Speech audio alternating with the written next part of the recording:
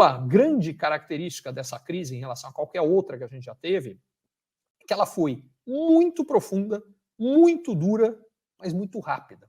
Deixa eu ser um pouco mais específico. A contração inicial que a gente teve nos primeiros 2 meses da crise, independentemente do país que a gente falar, o que muda é quando isso atingiu cada país, foi disparada a maior que a economia mundial já viu, pelo menos nos últimos 150 anos. A gente nunca tinha visto algo desta magnitude. Iniciando-se pela China. No caso da China, um impacto brutal maior ficou em dezembro e janeiro, dezembro de 2019, janeiro, porque a pandemia começou por lá. E desde então a economia chinesa vem num processo de recuperação. Na sequência, a gente teve isso chegando no resto da Ásia. E aí a economia asiática ajoelhou nos meses de janeiro e fevereiro. Depois atingiu a Europa. E no caso da Europa, os impactos econômicos mais significativos, com a economia completamente paralisada, foram nos meses de fevereiro e março. Depois chega nas Américas. E nas Américas, isso basicamente bateu com mais força, jogou a economia muito para baixo nos meses de março e abril. No caso brasileiro, especificamente, final de março e abril. O que veio na sequência, a partir de maio, foi também a mais forte recuperação econômica que a economia brasileira já viu, mas foi igual no mundo inteiro.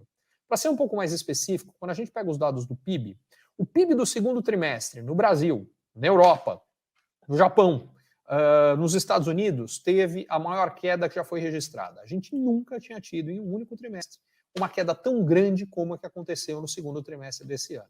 Só que, no terceiro trimestre de 2020, a gente teve o maior crescimento econômico também já registrado em todas essas regiões.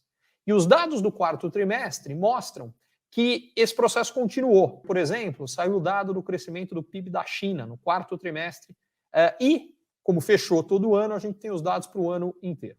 Primeiro, para colocar em perspectiva o tamanho da crise econômica, mesmo na China, que sentiu menos do que a maior parte da economia mundial. A economia chinesa, mesmo com a crise, teve um crescimento, mas um crescimento de 2,4%, que foi o menor crescimento que a economia da China já teve nos últimos 44 anos.